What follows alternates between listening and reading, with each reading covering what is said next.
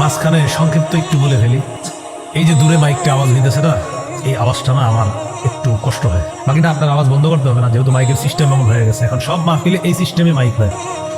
আমি যখন কোথাও আসবো আমার দুইটা মাইক পিছন থেকে সামনে দিয়ে আল্লাহর রাস্তায় ওই টাইমে সামনের মাইকগুলো বন্ধ রাখেন, তাহলে দেখবেন পুরো আলোচনাটা ইনশাল্লাহ আপনাদেরকে ক্লাসের মতো খাওয়া যাবে। কিন্তু এটার কারণে আমার সমস্যা হয়, এই যে দূরের থেকে যেটা আসে পিছন থেকে সামনে যাক, দেখবেন কারি সাহেবরা কেরাত পরে এইভাবে, কেন ওর আওয়াজটা যেন উপায়। কিন্তু সামনে আমার কি মনে হইতেছে জানেন, আরিফ বিন হাবিব ওই এলাকায় ওয়াজ করতেছে, আসলে তো আমি এখানে এরকম। তো যাই হোক, এটা সমস্যা নেই, এটা প্রত্যেকটা মাহফিলে এই সিস্টেম করে। কিন্তু না, এখন নতুন করে কিছু করবেন না, কিন্তু সুন্দর হবে দেখবেন এইভাবে পিছন থেকে করবেন। ওলামা হজরতদেরকে আমি বলি এইভাবে একদিন ওয়াজ করে দেখেন, 4-5টা মাইকই যথেষ্ট হয়ে যাবে। এরকম 50-60টা লাগা লাগবে না, খালি দেখবেন একদিন বয়ান করে ডাক্তাররা বলবে হ্যাঁ তার সিস্টেমটা সঠিক, আমার সিস্টেম বোঝা, ডাক্তাররা বলবে। কিন্তু এটা যেটা এটা ডাক্তার বিরোধিতা করবে এই সিস্টেম। আল্লাহ আমাদেরকে বুঝার তৌফিক দান করে। মাইকের আওয়াজগুলা নিয়ন্ত্রিত করা দরকার। মাহফিলের আওয়াজগুলা যখন নিয়ন্ত্রিত হবে তখন মঞ্চে আর এই প্যান্ডেলের নিচে যারা থাকবে তারা বয়ানগুলা বুঝবে।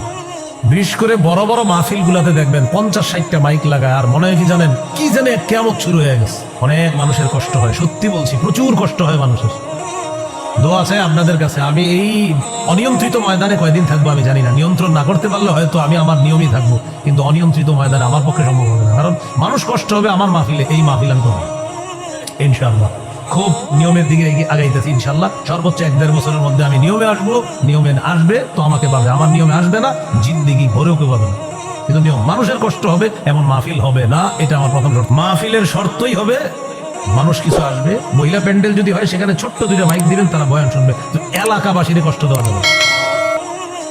এবার আপনারা বলবেন হুজুর এটা কোনো কথা, তো আমি তো বলি না আমার আনতেন, আমার কথা মানবেন আনবেন না আনবেন না, খালাস, সহজ বিষয়। না আমার মাহফিলের কারণে জাতির কষ্ট হবে না, আমি আল্লাহর কাছে এই জবাব দিতে পারবো না। আপনারা হয়তো পারবেন, এই জন্য সাহস আছে, আমি পারবো।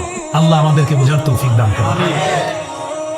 মাইকের আওয়াজ যতটুকু আছে এটাই ঠিক আছে, পারলে আরো কমায়, কিন্তু বাড়ায় না। হ্যাঁ, আমি আবার বেশি আওয়াজ আমার মানে ধারণ ক্ষমতা নাই, বেশি আওয়াজ সহ্য করার। ওই জন্য আমার একটু ওয়াজ শোনেন, আওয়াজটা আজকে একটু কম হোক। হ্যাঁ, তো এই জন্য আমি নিজেও আওয়াজ সহ্য করতে পারি না।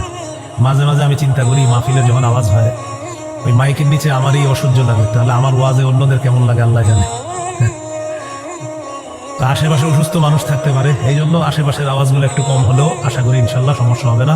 এখানে যতগুলো মানুষ আছে মন দিয়ে ওয়াজটা শোনেন, আরো 10 জনে জানায় দিবেন। আল্লাহ তৌফিক দান করেন।